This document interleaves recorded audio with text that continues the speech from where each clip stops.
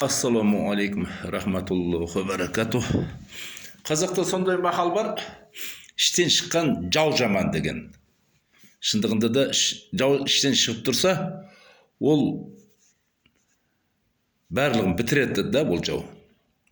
Енді бір мысал келтіре кетейін. Бір жерде бір теректер құлап атқан екен да.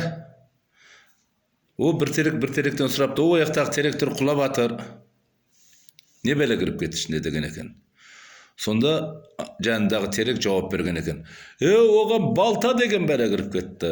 Балта бәрін қиратып, құлатып келе жатыр. Бізге де кеп қалады ау деген екен. Сонда айтқан екен жағы терек. Балтаның өзі ештеңе қыла алмайды ғой ол.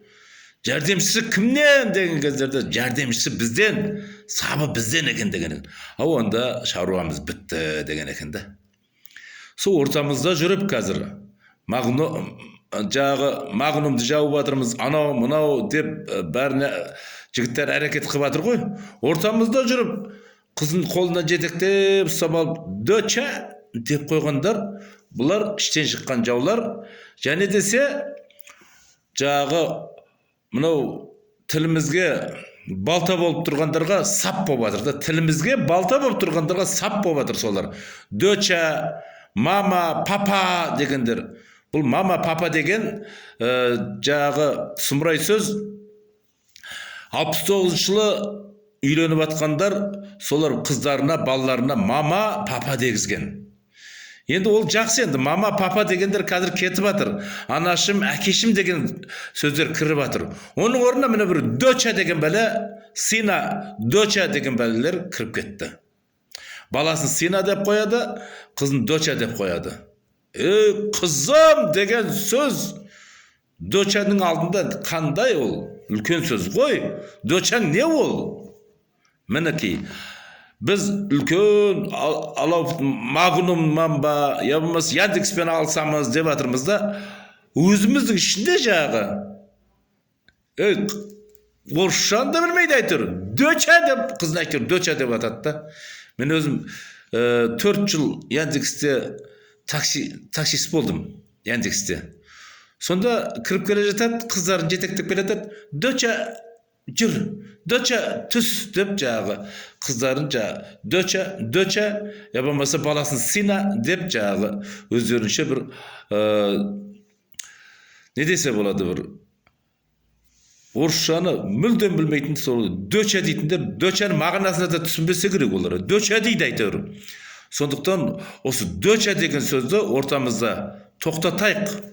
Бұлар іштен шыққан жаулар, мына доча деп жүргендер, қазақтың ішінен шыққан, қазақтың тілін шұбарлап, қазақтың тілін құртуға қатты әрекет қылып жатқандар, осы доча деп айтатындар. Жағыдай тілімізді құртып жатқан балтаға сап болып жүргендер, осы доча деп айтушылар. Енді бір ақсақал айтады, қажылыққа бардым дейді. Қажылыққа барып, кемпіріміз екеуміз бір ибадаттан келе жатқан кездерде бір үлкен алтын сататын дүкенге кірдік дейді. Сөйтсек, алтын сататын дүкеннің сатушысы ұйғыр екен дейді. Ұйғыр қазақша жақсы біледі екен, бірақ мен айттым дейді, сен мына Мәкканың жанында тұрасың, ибадатта жақсы қылып жатырсың, жағы мына алтының көп, сен бір бақытты адамсың ғой десе, ұйғыр жылап жүрген екен сол кезде. Қазақша жақсы білетін ұйғыр екен. Менен бақытсыз адам жоқ деген екен. 20 жыл болды осы жерге келгеніме, азаматтығым жоқ деген екен. Немесе біздің отанымыз жоқ деген екен. Мінекей, отанымызға шабуыл жасап атқандар, тілімізге шабуыл жасап атқандар, доча деп, басқа деп, отанымызға, тілімізге шабуыл жасап атқандар, осылар өзіміздің ішімізден шыққан жау, және десе тілімізге, егеменділігімізге балта болып атқандарға сап болып жүргендер, осылар іштен шыққан жау жаман деп қазақ бекер айтпаған да.